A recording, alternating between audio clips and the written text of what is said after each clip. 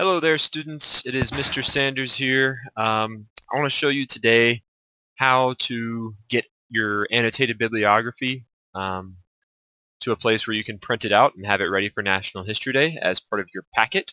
Remember, you're going to need 3 packets, so you'll actually need 3 copies of the annotated bibliography printed out. We realize this is a lot of paper, but it helps us stay organized and helps judges and teachers when it comes to judging and grading. So, to do that, of course, you're going to be starting in Noodle Tools, where you've done a ton of work already. I'm just going to go into one of my sample projects here. So you'll go into your project. And of course, as I do this video, it is taking a lot of extra time. Okay, so here we are inside the project. You're going to go to your bibliography, of course. There's a couple things you want to make sure you have done before you move any further. First of all, you want to make sure all sources, pictures or websites or books or any source has an annotation with it. Remember, pictures can just simply say, this image shows.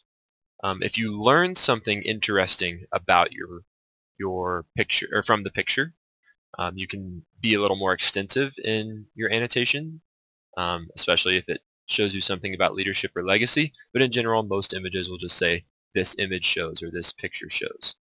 So you want to make sure your annotations are done for all your sources. You also want to make sure that every source, no matter what, every single source is labeled either primary or secondary. Once again, to do that, you will check the boxes that you want to name. So let's say I wanted to name these 3 primary, which you can see they are. Let's say they were blank here. I would check the 3.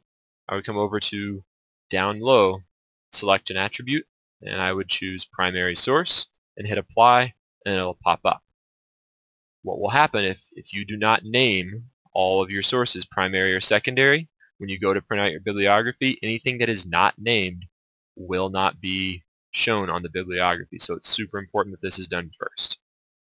Once that's done, your annotations are done, you're happy with your sources, you're happy with your bibliography, it's time to go through the process to print.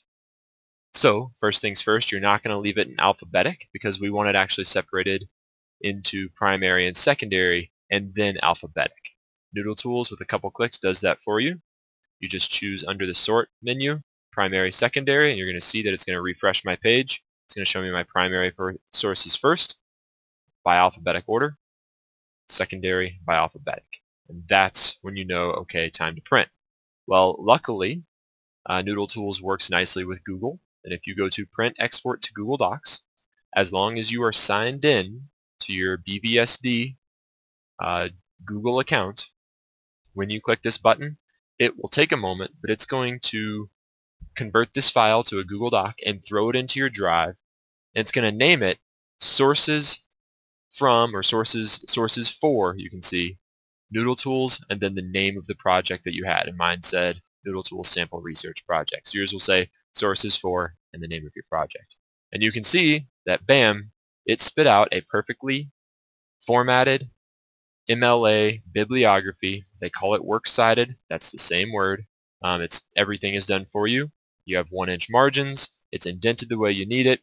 Your annotations are there. Bada bing, bada boom, you are ready to print. Go to print.